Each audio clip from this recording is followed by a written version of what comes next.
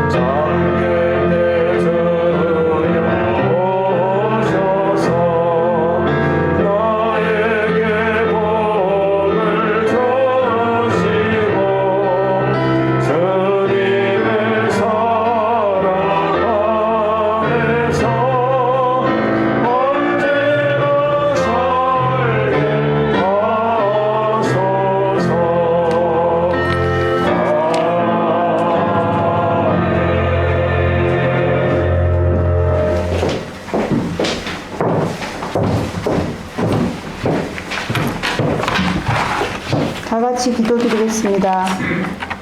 사랑의 하나님, 오늘 이 자리에 우리가 모여 예배를 드리는 은혜를 주심을 감사드립니다. 지난 주간도 우리를 세상에서 인도하시다가 오늘 주님의 날에 온전히 위로받게 하시니 감사드립니다. 5월의 푸르름에 가정의 달을 허락하시고 모든 가정이 행복으로 사랑이 넘쳐서 근심 걱정 없게 하셔서 아름다운 마음으로 늘 웃으면서 기쁨으로 충만하여 기도하면서 생활할 수 있게 도와주셔서 감사합니다. 하나님 아버지, 저희들이 근심 많고 유혹 많은 세상에서 살면서 주님의 이름을 온전히 의지하지 못하는 어리석음을 보일 때가 많았음을 회개합니다. 용서하여 주옵소서. 저희들에게 긍휼을 베풀어 주시옵고 주님의 자녀로 당당히 살아갈 수 있는 믿음과 용기를 주시옵소서. 우리의 예배를 기뻐 받으시는 하나님, 주일을 기다려 예배하는 저희에게 정성을 다하는 시간이 되길 원합니다. 이 좋은 시간이 주 하나님을 경외하는 마음으로 충만하게 하여 주시옵소서. 이 시간 하나님의 말씀을 전하시는 목사님을 통하여 들려주시는 주님의 음성을 청종하게 하옵소서. 생명의 말씀을 받아 마음에 새기게 하옵소서. 소망의 주님, 예배에 참여한 모든 이에게 주님만의 소망을 주옵시며 위로가 필요한 자에게 사랑으로 만나주시고 근심과 염려가 있는 자에게는 하나님의 평강으로 충만케 하옵소서. 이 시간 살아 역사하시는 하나님의 말씀으로 온전케 하여 주옵소서. 오늘도 함께 예배드리지 못하는 사랑하는 성도들에게도 동일한 은총을 베풀어 주옵소서.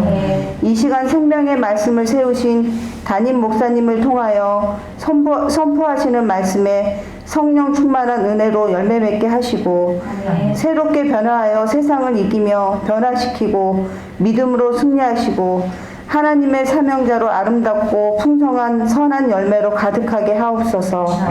이 시간 진리와 영으로 드리는 우리의 예배를 받아 주시옵소서. 오늘도 아름다운 목소리로 찬양 드리는 찬양대에게 축복 내려 주시기를 원하오며 우리를 구원하신 우리 주 예수 그리스도 이름으로 기도드립니다. 아멘.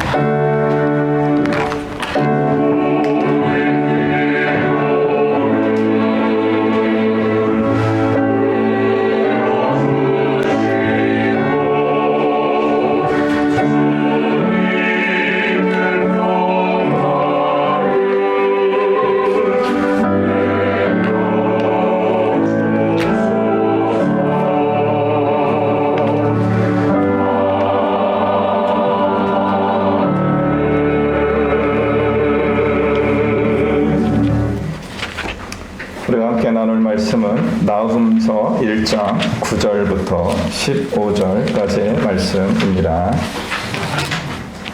구약성경 소선지서에 있는 나훔서 1장 9절부터 15절까지의 말씀 우리 교독하면서 읽도록 하겠습니다.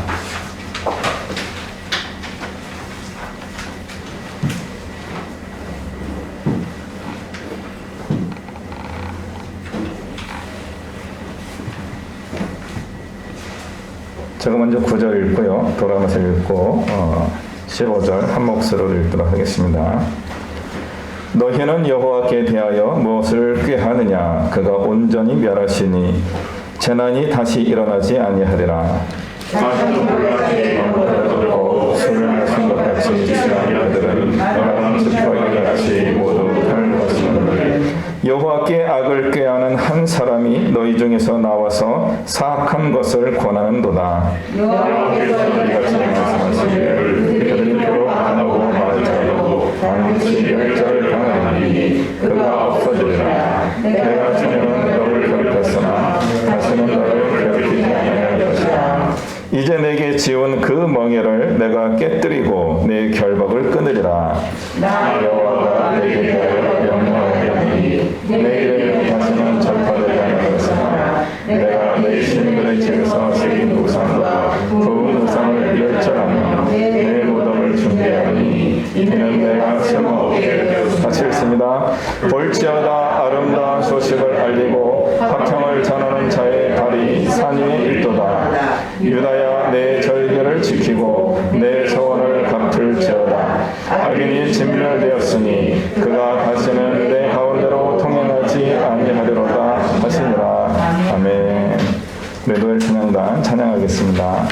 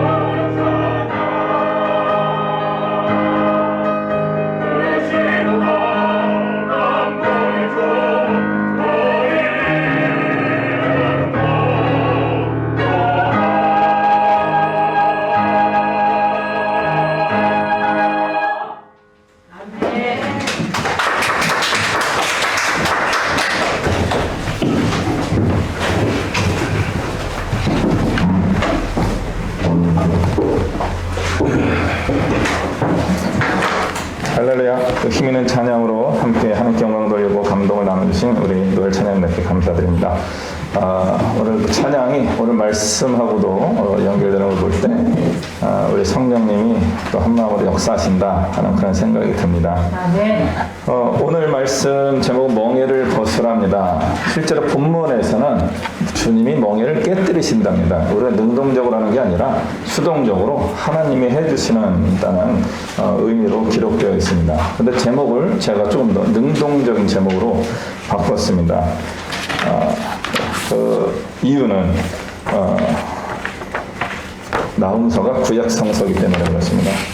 그래서 우리는 신약의 관점에서 예수님을 통하여 능동적인 사람으로 바뀐 부분이 있기 때문에 그 말씀을 오늘 같이 나누고자 합니다.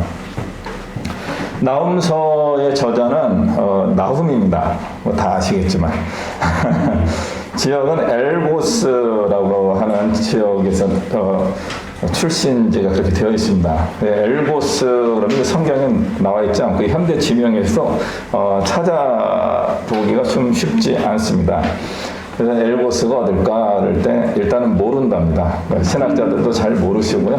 이름으로만 그렇게 알고 있어요. 그런데 이제 힌트가 하나 있습니다. 나훔의 동네라고 하는 이름이 있어요. 나훔의 동네. 그래서 아마 나훔 선지자가 유명했기 때문에 그분의 이름을 따서 나훔의 동네라고 있을 것이다 이렇게 보고 있어요. 질문이에요. 어디일까요? 여러분이 아주 잘 아는 지역입니다. 뭐라고요? 예루살렘보다 북쪽에 있습니다. 네네. 나움이란 발음이 들어갔어요. 네, 시간이 뭐 더 갈 수 있으니까 가버나움입니다. 예수님이 처음으로 활동을 시작하셨던 지역이 갈릴리 가버나움입니다. 그래서 가버나움이라는 뜻이 나훔의 동네라고 하는 그런 뜻이라고 합니다. 그래서 아무래도 갈릴리 북쪽 어느 가버나움 주변에서 나훔이 살지 않았었는가, 그리고 그 지역 출신으로서 나훔서를 기록하면서 예언을 하신 것 같다라고 학자들이 이제 추측을 하고 있습니다. 근데 정확하지는 않습니다. 나훔의 동네라는 뜻으로 가버나움이라는 명칭이 사용되고 있기는 하지만 실제로 성경에 나오는 선지자 나훔을 지칭하는 건지는 이제 분명하지는 않습니다. 그럼에도 불구하고 그러면 좋겠다. 그런 마음이 이제 좀 반영되어서 아마 이분이 이제 북쪽 지역 갈릴리 주변 출신이 아니실까 그런 생각을 해보게 됩니다. 나훔서를 읽어보신 분은 아시겠지만 우리 TBC 성경 공부하시는 분들 읽으셨고요. TBC 성경 공부 안 하시는 분들은 안 읽으셨을 거예요. 나훔서는 예언자의 글이에요. 어디에 대해서 예언했습니까? 질문하면 원래 이렇게 이제 툭툭 하면 이제 보여요. 이스라엘이라, 여기서 이스라엘은 북왕국 이스라엘을 의미하는 것이고 남왕국 유다를 향한 예언이 아닙니다. 그런 내용이 없어요. 있긴 있어요. 근데 그것이 주된 메시지의 대상이 아니고 아시리아의 수도 니느웨가 망할 것이다 하는 내용의 예언이었습니다. 1장부터 3장까지 니느웨를 향한 예언으로 채워져 있습니다. 이렇게 니느웨를 향한 예언하신 분이 기억나셔야 되는데요. 지난번에 그렇죠. 요나가 가서 예언한 동네가 니느웨예요. 요나 선지자는 안 갈래요 하다가 하나님이 억지로 떠미셔가지고 물고기 뱃속에 들어갔다가 뭐 3일 동안 정신없다가 뭐 물고기 토해내니까 그 근처에 토해놔가지고 가야 되겠네. 그러고서 이제 간데 니느웨에 가서 예언을 하시게 됐죠. 근데 나훔은 니느웨를 간 것 같지는 않습니다. 니느웨에 가지 않고 니느웨를 향하여 니느웨 망할 것이다 예언을 했어요. 그럼 이거는 니느웨를 향한 예언일까요? 아니면 다른 누군가를 향한 예언이었을까요? 볼 때 다른 누군가를 향한 예언이었을 가능성이 높다라고 보고있습니다. 그럼 누굴까요? 이스라엘 사람들을 향한 예언이었습니다. 니느웨가 망할 것이다. 이게 표현이 별로 안 좋지만 북한이 망할 것이다. 혹은 일본이 망할 것이다. 그러면 누가 좋아해? 우리가 좋아한다 그러면 안 됩니다. 속으로는 그 말 혹시 들더라도 좋아한다는 표현하면 안 되지만 약간 그런 말이 슬쩍 지나가기도 하잖아요. 그런 느낌인 겁니다. 아시리아가 망할 것이다, 니느웨가 망하게 될 것이다 그럴 때 이 기뻐하는 사람들이 있었던 거죠. 그 중에 대표적인 사람이 이스라엘 사람들이었습니다. 그들은 니느웨가 망하는 것을 좀 기대했어요. 마음 같아서는 어떻게 해요? 가서 한 방 딱 때려서 우리가 멸망시키고 싶었을 겁니다. 근데 그런 힘과 능력이 없기 때문에 그냥 누군가가 일어나서 전하를 물리쳐줬으면 좋겠다 하는 마음을 갖게 됩니다. 그럼 우리가 한번 생각을 해보겠습니다. 요나가 예언을 했을 때가 언제쯤이었다고 우리가 그때 얘기했냐면 기원전 720년 그때쯤이었습니다. 그 한 700년에서 720년 사이에 좀 더 이런 시간에도 했고요. 그 다음에 호세아가 또 그 시절에 예언을 하게 됩니다. 그렇지만 실제로는 이스라엘 사람들이 회개하지 않아서 아시라에게 멸망당하게 됩니다. 그게 언제냐면요. 기원전 722년 정도로 이렇게 보고 있습니다. 나홈이 예언한 때는 언제냐면요. 기원전 612년 정도로 보고 있습니다. 그럼 약 110년 정도, 약 100년 후에 예언을 하게 됩니다. 북왕국 이스라엘이 멸망하고 난 다음에 100년 있다가 등장하여서 아시리아가 망할 것이다 라고 예언한 분이 나홈입니다. 문제는요, 나홈이 예언하던 그 시기가 기원전 640년에서 612년 요 사이, 660년에서 612년 그 사이가 아시리아가 최고로 잘 나가던 때예요. 최고로 잘 나가고 있는 나라한테 망할 것이다 이렇게 이야기한 거죠. 그렇게 되겠어요? 많은 사람들이 그렇게 보기 어려운 거죠. 그런데 나홈 선지자는 하나님의 영에 감동하여서 미래를 향한 이야기하는 겁니다. 이제 하나님께서 우리를 구원해 주실 것입니다. 우리에게 멍에와 같았던 아시리아와 니느웨가 멸망하고 난 다음에 우리는 멍에가 깨뜨려지고 자유를 얻게 될 것입니다 하면서 이스라엘 사람들의 마음을 격려하고 위로하고 신앙을 회복하는 예언을 하고 있었던 것입니다. 사람들이 믿었을까요? 안 믿었을까요? 믿기 어려웠을 거예요. 굉장히 어려웠을 거예요. 지금 아시리아는 어느 정도냐면요. 이집트를 공격해가지고 이집트의 그 당시 수도였던 더베라고 하는 테베를 정복했어요. 아시리아가 이집트를 속국으로 딱 식민지 삼은 그런 때예요. 그러면은 아시리아가 이집트를 공격하러 갈 때마다 항상 지나가는 데가 어디라고 그때 계속 말씀드렸죠. 그게 무깃도라고 하는 곳입니다. 거기가 킹스 하이웨이라고 부르는 영어식 표현에 왕의 대로라고 합니다. 약간 고도가 높으면서 평지 지역이에요. 그래서 아시리아든 이집트든 서로 공격을 하고 오고 갈 때마다 거기를 훅 지나가요. 거기는 어디예요? 이스라엘 땅이에요. 그러니까 우리나라가 조선시대 때 일본이 명나라 치러 가 중국 간다고 오픈해라. 그게 임진왜란 그런 거잖아요. 또 반대로 명나라가 일본 치러 간다고 우리 보고 배를 준비하라 해서 가는 거죠. 한국 와서 우리는 중간에 껴서 일본과 중국의 갈등 사이에 우리가 당한 적도 몇 번이 있습니다. 우리가 힘이 셀 때는 이렇게 한 적도 있기도 하고요. 그게 강대국 사이에 끼어 있는 나라가 겪게 되는 일종의 숙명적인 것이에요. 큰 나라들이 한번 지나갈 때마다 쟤네랑 싸울 건데 뒤통수 한 대 탁 치고 가는 거예요. 그래서 왜이씨 그러면 또 가는 길에 또 한 대 딱 치고 가는 거죠. 이게 이스라엘이 겪었던 역사입니다. 그래서 큰 나라들이 힘을 얻을 때마다 이집트가 힘을 얻으면 동진을 하고요. 아시리아나 바벨론이 힘을 얻으면 서진을 하게 되어 있습니다. 그리고 그리스가 힘을 얻으면 또 동진을 하고요. 페르시아가 힘을 얻으면 서진을 하고요. 그러니까 얘네가 중동과 유럽과 아프리카 북부가 힘을 얻을 때마다 왔다 갔다 하면서 지나가면서 이스라엘 머리를 한 대 치고 가는 거예요. 그러니까 이스라엘은 늘 한 대 뒤통수 맞으면서 으쌰 하면서도 어떻게 할 수가 없는 그런 마음이 있는 거죠. 근데 그것을 해줄 수 있는 분은 하나님밖에 없었던 거예요. 그러니까 하나님의 은혜를 구하면서 나홈이 예언을 하고 있는 겁니다. 우리 민족을 괴롭히고 있는 아시리아를 하나님께서 물리쳐 주실 것입니다.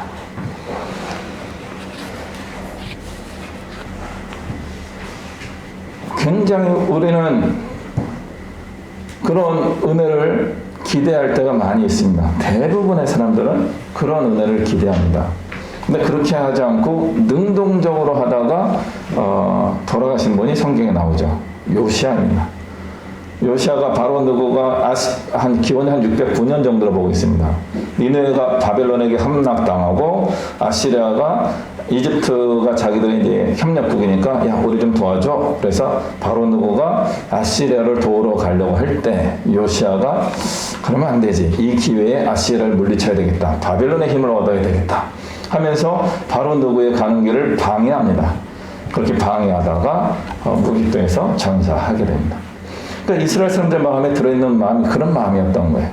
어떻게든 우리가 자력갱생도 해보고 싶고 아니면 하나님의 은혜 가운데 이 문제가 풀렸으면 좋겠다는 또 기도와 기다림도 있었던 것입니다.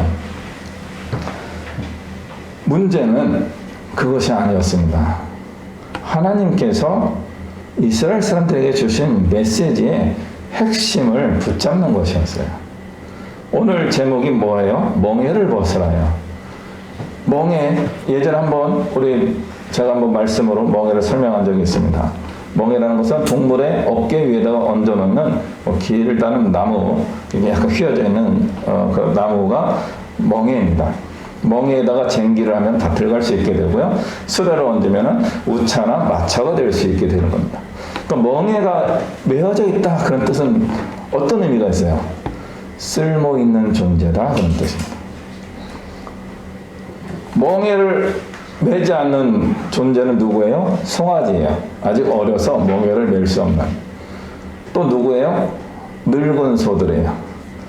멍에를 매기에는 힘이 없는 그런 상태의 동물들에게는 멍에를 메우지 않습니다.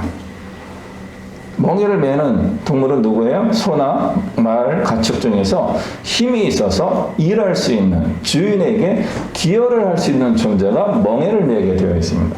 그러니까 멍에를 매는 것 자체는 나쁜 게 아니에요. 문제는 그 멍에가 너무 무겁고 잘못된 멍에가 메어져 있고 그리고 잠잘 때는 벗겨줘야 되잖아요.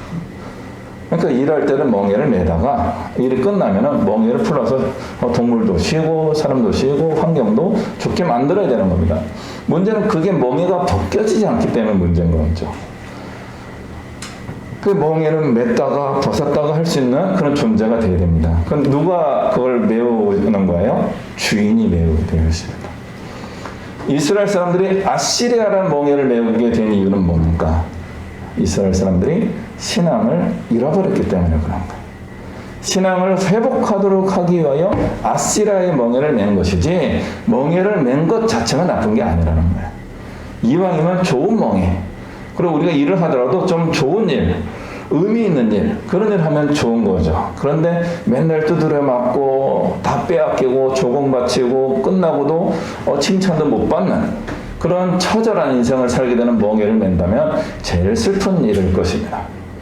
그래서 그 멍에는 벗어야 되는 거예요. 예레미야 애가 3장에 이런 표현이 있습니다. 3장 25절부터 28절까지 구절인데 저희 예전에 장로의 신학대학교로 제가 가려고 열심히 시험 공부할 때 암송 구절 중에 하나였습니다. 그래서 이 말씀을 읽을 때마다 마음이 많이 아파요. 예레미야서 3장 25, 예레미야 애가 3장 25에서 28절인데 기다리는 자들에게나 구하는 영혼들에게 여호와는 선하시다. 사람이 여호와의 구원을 바라고 잠잠히 기다림이 좋도다. 사람은 젊었을 때에 멍에를 매는 것이 좋으니 혼자 앉아서 잠잠할 것은 주께서 그것을 그에게 메우셨습니다. 라고 기록되어 있어요. 멍에를 매는 것은 하나님의 은혜예요. 예레미야 얘기하는 언제예요? 바벨론이라는 나라가 침략해서 국가가 멸망하는 시기에 활동한 선지자의 그 예언이었습니다. 이스라엘이 남한국 유다가 멸망하는 것을 하나님께서 멍에를 메우신다라고 이야기하고 있는 거예요. 그때 이스라엘 사람들 어떻게 됩니까? 조용히 견뎌야 된다는 거죠. 조용히 견딘다는 것은 회개를 의미하는 것입니다. 하나님이 나에게 일종의 벌을 주시는 것일 수도 있습니다. 그러나 이것을 잘 기다리는 자에게, 잘 통과하는 자에게 하나님의 회복의 역사가 임할 것이다. 이게 예레미야 선지자의 예언의 내용인 거예요. 우리는 고난을 피하면 얼마나 좋겠습니까? 피할 수 없는 고난이라면 견뎌야 되는 겁니다. 하나님이 우리가 고난을 겪게 하시는 것은 망하게 하시는 것이 아니고 회복시키기 위해서입니다. 그래서 멍해라고 하는 것은 그래서 한편으로는 우리에게 불편한 단어이긴 하지만 그러나 의미 있는 단어입니다. 아직은 내가 하나님께 쓸모있는 존재다라는 뜻입니다. 하나님으로부터 징계받지 않는 존재는요, 내버린 자식인 거예요. 구원의 기회가 사라지는 사람입니다. 근데 하나님이 징계를 하면서 자꾸 회복의 기회를 주시고 야단을 치는 이유는 아직은 하나님의 뜻에 돌아갈 수 있는 기회가 남아있다 하는 뜻입니다. 그러므로 멍에를 맨다는 것은 준비를 해야 되는 겁니다. 이 시간만 지나면 하나님께서 나를 쓰시겠구나. 그러므로 멍에를 맨다는 것은 연습을 해야 됩니다. 그리스 로마 신화를 보면서 제가 이제 굉장히 재밌었던 게 뭐냐면은 가축을 사용하기 전에 사람들이 멍에를 메고 자기를 쟁기질을 했어요. 그러니까 힘센 사람들이 앞에서 쟁기를 메고 줄을 묶어서 끌고 가고요. 뒷사람이 이렇게 쟁기를 잡아서 밭을 갈고 농사를 짓게 된 겁니다. 사람도 멍에를 메던 시절이 있었던 겁니다. 이 멍에를 맨다는 것은 굉장히 효율이 있는 거예요. 그냥 삽을 하는 것보다는 이렇게 쫙 이 느낌이 있는 거죠. 이게 또 한두 사람이 아니라 여러 사람이 동시에 작업을 할 수도 있게 도와주는 도구가 멍에였던 것입니다. 그러면 이것을 사용하기 위해서는 그냥 무조건 멍에를 메면 잘할 수 있느냐? 그렇지 않습니다. 훈련과 경험과 숙달 과정이 필요한 것입니다. 하나님의 부르심을 따라서 일하는 사람들이 종종 놓치는 부분이 바로 이것이에요. 하나님 멍에를 딱 내시니까 불편한 거죠. 영화나 뭐 다큐멘터리에 보면은 말을 야생마나 뭐 키우는 말이나 키웠을 때 그 말을 키우는 이유는 목적은 뭡니까? 여러 가지가 있지만 그 중에 하나가 승마예요. 말을 타기 위해서 말을 키우는 경우가 많이 있습니다. 그럼 말을 탈 때 처음에 하는 작업 중에 하나가 뭐냐면 안장에 익숙해져야 되는 거예요. 안장을 등에 얹어서 말이 참아주는 거예요. 그 다음 뭐예요? 사람이 탔는데도 참아주는 거예요. 그리고 그 다음 어떻게 해야 돼요? 사람이 가자는 대로 가주는 것. 이것이 좋은 말이 되는 것입니다. 훈련이 돼야 되는 거예요. 처음부터 막 얹어서 사람이 타면요, 말 위에서 사람이 떨어져서 이 높이가 한 2m 높이가 되기 때문에 떨어져서 뭐 골절상이나 사망이 일어나는 경우도 종종 있습니다. 그러므로 멍에를 만다든가 어떤 도구를 사용한다든가 하는 것은 훈련의 과정이 반드시 필요한 것입니다. 그러므로 우리에게 있는 고난이라는 것은 하나님의 일을 할 수 있는 가장 좋은 훈련 중에 한 가지입니다. 자녀를 키워보신 분들은 아는데 할머니, 할아버지들이 가끔 이런 이야기를 하셔요. 초보 엄마 아빠들은 이제 아기 100일 된 아기, 돌된 아기가 감기라든가 뭐 이런 병에 걸리면 막 걱정을 해요. 근데 어른들이 뭐라고 하시는지 아세요? 아, 요놈 이렇게 이번 열병 한번 앓고 나면은 똑똑해지겠는데 이렇게 이야기. 한번 다치거나 앓거나 고생을 한번 겪을 때마다 아이가 똑똑해진다. 이것이 어른들의 지혜예요. 뭐예요? 고난을 통과하면서 내 마음대로 세상을 사는 것이 아니라 이 어려운 삶의 상황에서 어떻게 내가 극복해야 된다는 것을 알게 되는 거죠. 그러면 누굴 발견하는 거예요? 나를 양육하는 양육자의 도움을 깨닫기 시작하는 거예요.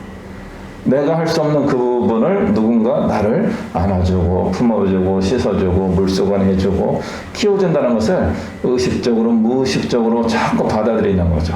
그러면서 삶을 살아가는 지혜를 얻기 시작한다는 겁니다. 고난은 그런 의미가 있는 겁니다. 그런데 문제는 이 고난이 항상 좋게 오는 것은 아닙니다. 고난이라는 단어에는 나쁘다, bad, 악, 한자로는 오조, 나쁘다, 그 뜻이 있습니다. 나쁜 일이 생기는 이유는 여러 가지가 있지만 대표적인 게 실수입니다. 그러나 또 한 가지는요, 나쁜 의도를 가지고 있는 사람이 있습니다. 오늘 11절 말씀에 보니까 이렇게 되어 있습니다. 나홈 1장 11절 말씀을 한번 보도록 하겠습니다. 같이 읽습니다. 시작. 여호와께 악을 꾀하는 한 사람이 너희 중에 나와서 사악한 것을 권하더라. 한 사람이 아시리아에서 나와가지고 아시리아 사람들에게 사악한 것을 권하고 있다는 거예요. 아마 그 사람은 왕일 거예요. 유명한 사람이 사네립 이런 사람이 있을 거고, 그 다음에 살마네셀 이런 왕들이 아시리아 왕들이 몇몇 국제적으로 확장하려고 시도하는 왕들이 등장하게 됩니다. 가장 최근에 경험한 왕이 사네립이라는 왕입니다. 히스기야 시대에 예루살렘 성을 포위해가지고 굉장한 고통을 주었던 아시리아 왕입니다. 이런 사악한 왕이 등장하여서 악을 행하고 싶어하는 거죠. 이스라엘의 입장에서는 그런 경험을 하게 되었던 것입니다. 그들이 잘못된 선택을 하게 됨으로 인해서 이스라엘이 전쟁에 휘말리게 되는 것입니다. 그 한 사람으로 인해서 발생한 일을 바로잡아야 되는데 누가 바로잡을 수 있느냐? 그것은 하나님이 해주신다는 겁니다. 하나님께서 그 멍에를 깨뜨려 주셔야지만 된다는 거죠. 한 사람이 중요하다는 것은 우리는 종종 잘 알고 있습니다. 그래서 우리가 최근에 했던 대통령 선거에서도 우리가 그렇게 한 명에 집중했던 이유가 그겁니다. 우리 편이라고 생각하는 거죠. 저는 제가 그 편이 되려고 했는데 저는 대통령 하는 사람의 편입니다. 아닌가? 저는 대통령이 누가 되든지 그분이 통치를 잘할 수 있도록 돕는 일을 하고 싶은 마음이 없지 않아 있습니다. 근데 그 전 단계는 뭐예요? 내 마음에 드는 대통령을 뽑고 싶은 마음이 있는 거죠. 그래서 우리나라 이번 대선이 굉장히 열기가 뜨거웠었죠. 결과적으로는 이렇게 됐지만 저는 그래서 지금 대통령이 잘할 수 있도록 돕는 방법을 찾아야 되는데 그것이 협조적일 수도 있고 선지자처럼 외치는 것일 수도 있고 그건 우리 하나님이 허락하시는 것에 따라서 하고 싶은 마음이 있습니다. 근데 허락이 안 되면 그건 조용히 있어야 되고요. 러시아의 대통령 한 명과 우크라이나 대통령 한 명이 각각의 국가에 세워졌기 때문에 이번에 그렇게 전쟁이 난 겁니다. 푸틴 때문만은 아니에요. 젤렌스키인가요? 누구죠? 우크라이나 대통령도 원인 제공이 같이 있는 거예요. 근데 그거를 잘 풀었어야 되는데 잘 풀리지 않았던 부분이 있었고 전쟁으로 간 것이 굉장히 안타까운 부분입니다. 그러면 우리는 굉장히 중요하게 생각하는 거죠. 우리가 북한을 위험스럽게 보는 이유가 그 통치자가 한 명만 잘못 결정하게 되면 아주 난리가 나는 거예요. 그래서 우리는 그 한 명의 소중함을 알고 있습니다.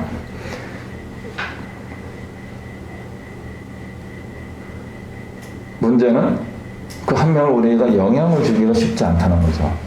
반대의 경우가 더 크죠. 그 한 사람 때문에 우리가 큰 영향을 받을 가능성이 큰 겁니다.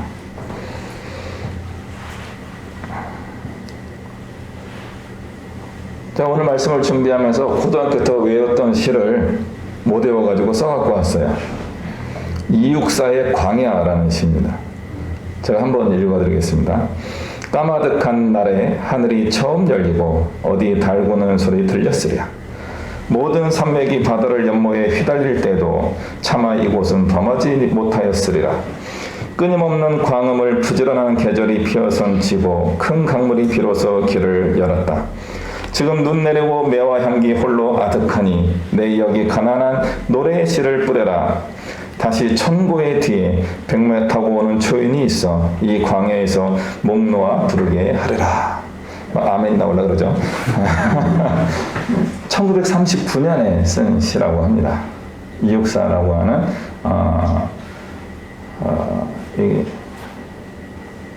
제가 배운 내용으로만 기억하면은 일본의 침략을 받은 우리 조선 또는 대한제국이 광복을 맞았으면 좋겠다 하는 마음을 담은 노래라는 거죠. 근데 이 노래가 가지고 있는 약점은 뭐예요? 천구의 뒤에 한 1000년쯤 후에 백마 타고 오는 초인이 있어서 이 광야에서 목 놓아 부르게 하리라. 자기 시대에는 아마 없을 것 같고 한 1000년 정도 지나면은 초인이 등장하지 않을까 이렇게 기대했던 거죠. 근데 실제로는 한 6년 뒤에 우리나라 광복이 이루어지게 됩니다. 생각보다 빨리 이루어지게 되는 거죠. 그렇게 이루어진 이유는 뭐예요? 수많은 한명들이 있었기 때문에 그렇습니다. 대한민국의 독립을 위하여 수많은 한명들이 일본과 싸우고 대결하고 독립운동을 전개하고 임시정부를 세우고 국제적인 활동을 했기 때문에 그 광복의 시간이 다가올 수 있었던 겁니다. 많은 조건이 맞아야 되긴 했지만 그럼에도 불구하고 그 조건이 채워지면서 우리나라의 독립과 광복이 이루어질 수 있었던 겁니다. 그래서 이 이육사의 시가 한편으로는 의미 있는 시이면서도 소극적인 시로 우리가 볼 수밖에 없는 이유는 1939년이라고 하는 역사적 상황에서 그것을 극복할 만한 능력을 다 잃어버린 거죠. 합방 직후에, 한일합방 직후에 그 독립운동 하려고 많은 노력을 했지만 1919년에 그 3.1운동에 좌절하고 그 다음에 뭐 여러 사건을 통해서 그냥 아주 지능적으로 우리를 식민지배화해 왔기 때문에 거기에 억눌려서 이제 모든 것을 잃어버리고 좌절한 것입니다.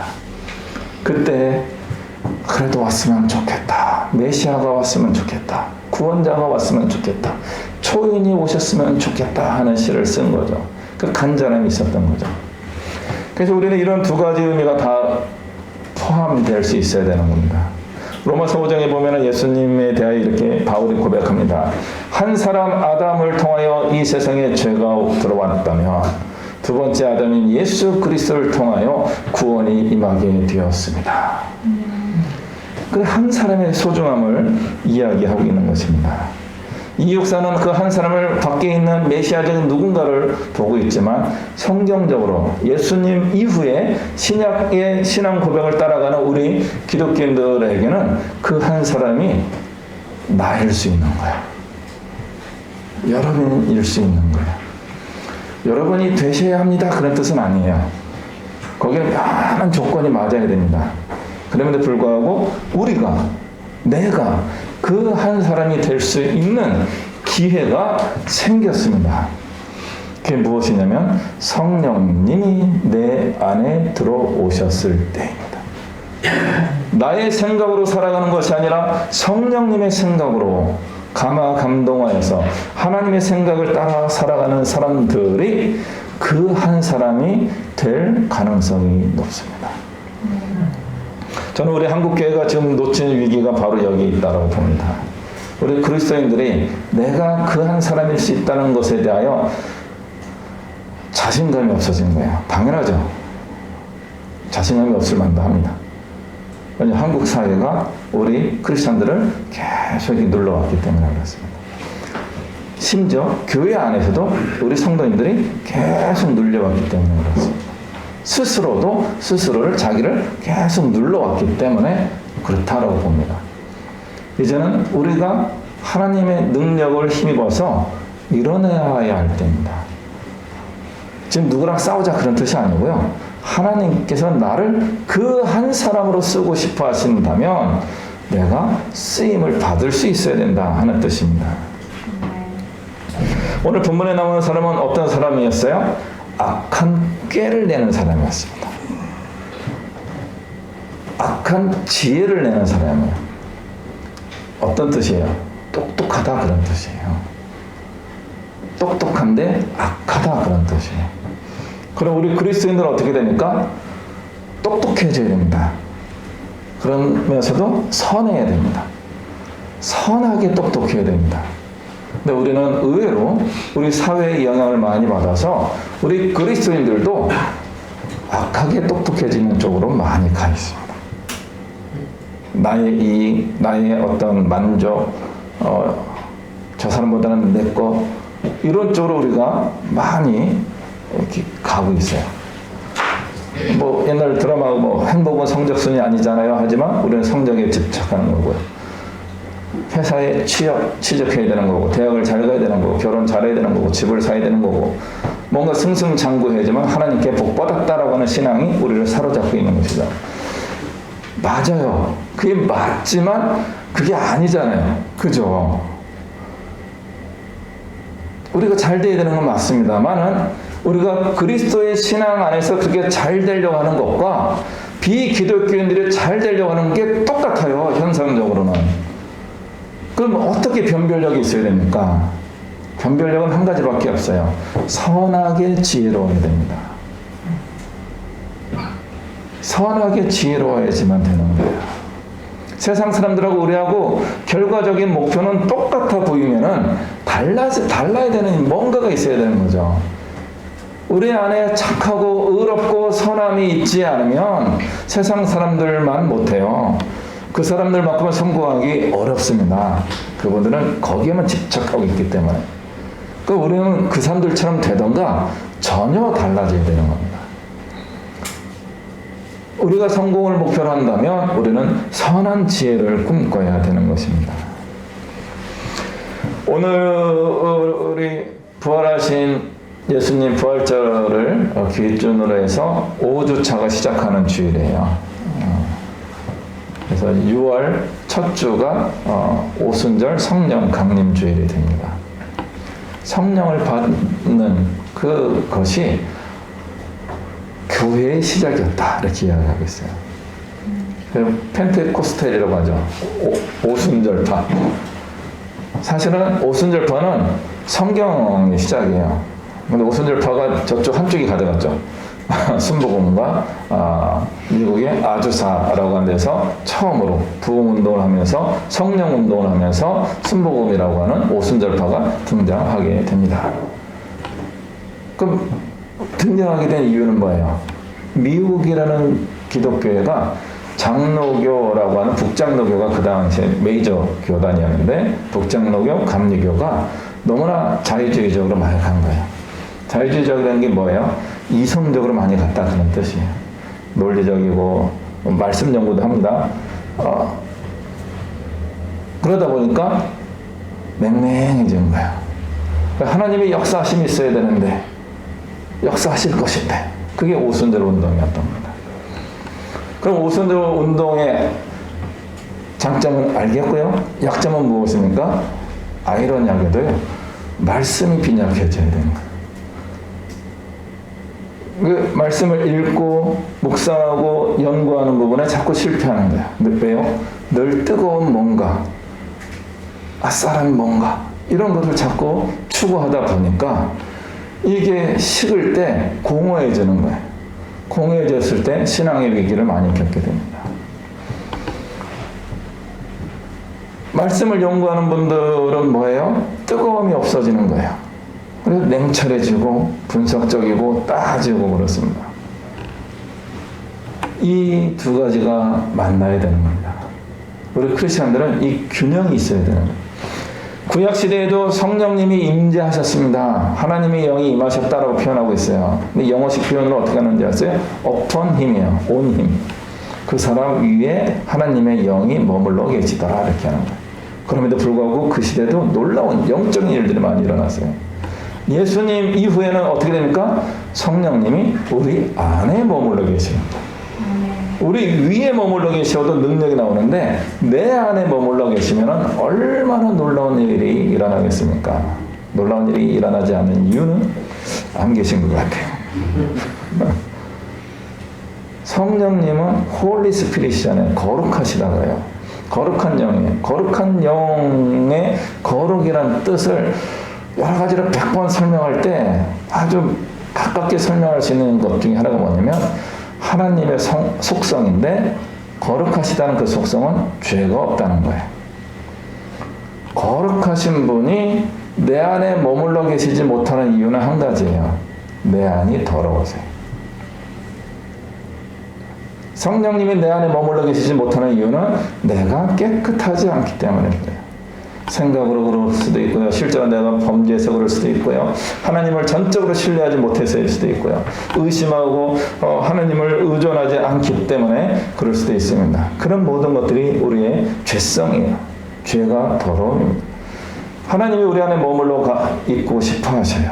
그리스도의 보혈로 우리가 깨끗해져야 되는 겁니다. 그리고 그 깨끗해지는 그 사람의 마음에 이제 주님이 거하셔서 내가 너 안에 네가 내 안에 상호내재라고 하는 주님과 내가 서로 그 안에 머물러 있는 그런 믿음의 사람으로 변화해야 되는 겁니다. 성령 충만한 사람이 옆에 있을 때 우리는 그 영향을 가지고 나도 성령 충만한 것처럼 살아갈 수 있어요. 문제는요, 그 사람이 떠나갔을 때, 내 옆에 없을 때 성령님의 영향력이 내게 미치지 못할 가능성이 있습니다. 그 방법은 하나예요. 내 안에 성령님이 계셔야 되는 거죠. 그럼 나의 생각과 성령님이 계시다는 것은 하나님처럼 생각한다 그런 뜻이고요. 또 한 가지는요, 하나님처럼 행동한다 그런 뜻이에요. 그래서 오늘 말씀의 주제 중에 하나가 우리가 바로 그 사람이 될 수 있는, 그 한 사람이 될 수 있는 기회가 생겼다는 겁니다. 하나님이 내 위에 머무르는 단계에서 그리스도를 통하여 내 안에 거주하시는 하나님으로 모셔드렸을 때 우리는 성령 충만한 삶을 살 수 있습니다. 그렇다면 우리 하나님이 우리 안에 머물러 계실 수 있도록 계속 우리는 거룩해져야 됩니다. 아버지가 하나님이 거룩하고 그러므로 우리도 거룩해져야 되는 겁니다. 하나님이 완전하신 것처럼 우리도 완전해져야 되는 겁니다. 깨끗한 마음, 착한 생각을 하는 정도가 아니라 적극적으로 선을 추구하며 행동하는 것까지가 우리의 성령 충만한 삶이라고 말씀드릴 수 있습니다. 우리의 구세주는 한 분이지만 우리 예수님을 믿는, 예수님을 나의 구주로 고백하는 우리 모든 그리스도인들은 예수님만큼은 아니더라도 예수님을 닮은 초인이 될 수 있어요. 저는 그 믿음을 지금까지 살고 있습니다. 늘 좌절합니다. 그게 잘 안 되세요? 그럼에도 불구하고 저는 한 방만 걸려라. 인생 뭐 있어? 한 방이지. 우리 하나님이 역사하시면은 그 한 방으로 정말 하나님의 영광의 도구로 쓰임받고 많은 사람이 회복돼서 또 다른 그 한 사람들이 늘어나는 것을 보는 것이 저의 부르심이라고 생각합니다. 마찬가지입니다. 우리 성도님들도 그 한 사람으로서 초인의 삶을 우리가 살 수 있어야 되는 겁니다. 우리는 초인을 기다리는 것이 아니라 우리가 초인이 되어야 되는 겁니다. 멍에를 벗어 던지는 것이 우리의 목표가 되어서는 안 됩니다. 실제로는 주님의 멍에를 메어야 합니다. 네. 예수님이 해주시는 말씀이 마태복음 11장 28절에서 수고하고 무거운 짐진 자들아 다 내게로 오라.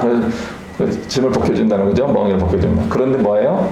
내 멍에는 가볍고 내 멍에는 쉽고 내 짐은 가벼우니 내 멍에를 메고 나에게 배워라. 예수님의 멍에 메는 방법을 배워야 된다는 거예요.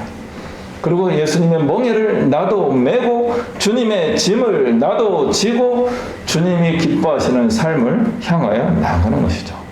나를 부르신 그분을 기쁘게 해드리기로 하는 그런 삶을 추구하며 사는 것입니다. 예수님을 믿는다는 것은 그래서 쉽지 않습니다. 왜요? 멍에이기 때문에. 근데 우리는 그 멍에를 어떻게 맵니까? 자발적으로.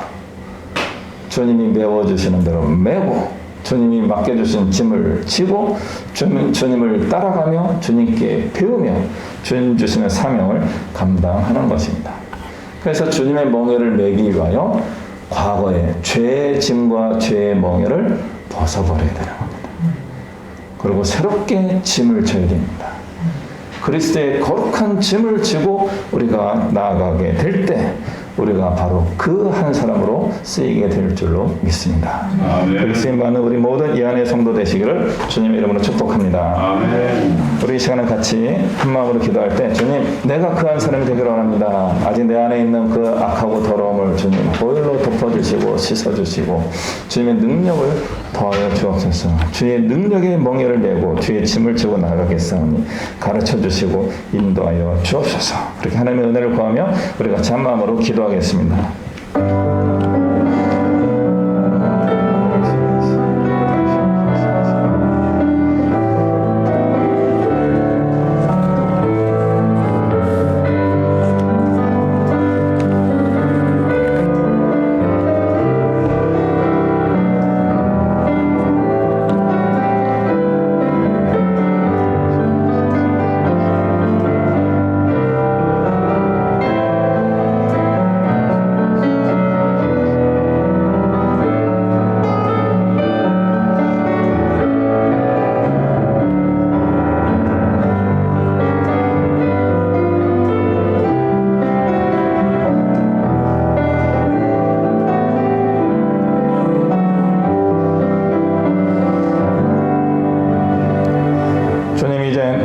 죄의 멍에를 벗어버리고 그리스도의 보혈로 깨끗하게 된 후 이제 주님의 멍에를 매겠습니다.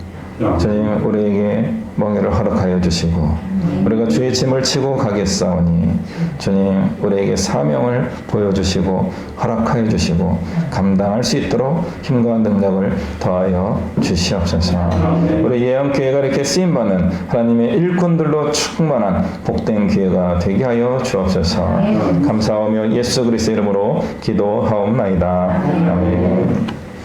우리 봉헌 찬양 우리 하나님께 올려드리겠습니다.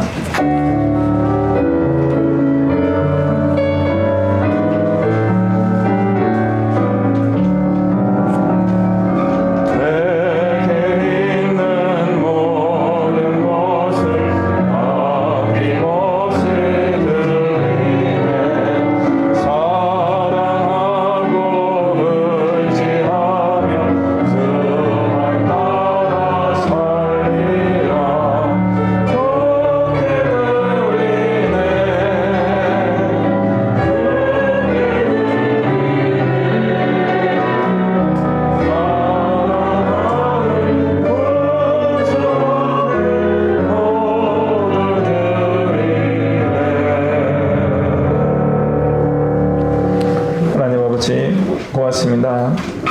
우리를 불러주시고 주님의 자녀 삼으시고 또 믿음으로 살아갈 수 있도록 늘 성령 충만함으로 인도해 주신 것 감사드립니다. 우리가 복된 자녀의 삶을 살게 하신 것에 감사하고 하나님께서 여러 가지 필요에 따라서 은혜와 복을 베풀어 주는 것을 기억하며 우리의 마음과 정성을 담아 구별된 예물을 주 앞에 올려드립니다. 주님 우리의 예물을 기쁘게 받아 주시오며 우리의 삶을 받아 주시고 우리의 예물과 우리의 삶을 하나님의 선한 도구 삼으셔서 주님 기쁨을 따라 마음껏 사용하여 주시옵소서.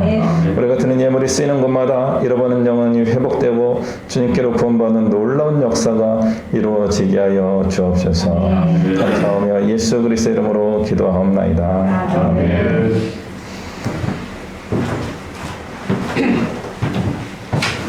네, 교회 소식 전해드리겠습니다.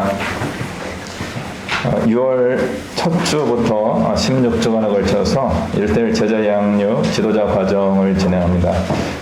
오늘 주보 사이에 신청서를 다 넣었는데요. 기도를 많이 하시고 오늘 내셔도 좋고요. 다음 주까지 내셔도 되고요. 5월 마지막 주까지 정말 감동이 잘 안 와서 정말 기도가 많이 필요하신 분들은 6월 5일까지 써갖고 오셔도 받아드리겠습니다. 그래서 한 3, 4주 정도 충분히 생각하시고 제가 아까 뵈니까 1등으로 내신 분 계십니다. 그래서 오늘 바로 내신 분도 계시고요. 그래서 제자 양육이라고 하는 우리 기독교 핵심입니다. 너희는 제자를 삼아라. 이 말씀을 따라서 우리가 제자를 삼는 연습, 또 제자를 가르치고 훈련하는 연습을 우리가 좀 많이 했으면 좋겠습니다. 다음 주에는 야외 예배를 이제 저희가 하게 됩니다. 그래서 양주시 장면까지 오후 2시까지 도착하셔야 되는데 예배 후에 차량에 관해서 같이 상의하는 시간을 갖도록 하겠습니다. 잠깐 예배 후에 말씀 나누도록 하겠습니다. 오늘 예배 후에 우리 당회로 모이게 됩니다. 그래서 우리 6월달과 7월달 이후에 이제 하반기에 대해서 좀 미리 충분히 얘기하시는 분 얘기하고 또 저희가 다뤄야 되는 몇 가지 안건이 있어서 장로님들과 함께 제가 당회로 모이는데 좋은 나눔을 할 수 있도록 기도해 주시면 좋겠습니다. 혹시 제가 살피지 못해서 알리지 못하는 알림 사항이 있다면 잠깐 말씀해 주셔도 좋겠습니다. 네, 없으시면은 우리 찬송가 272장 같이 찬양하겠습니다.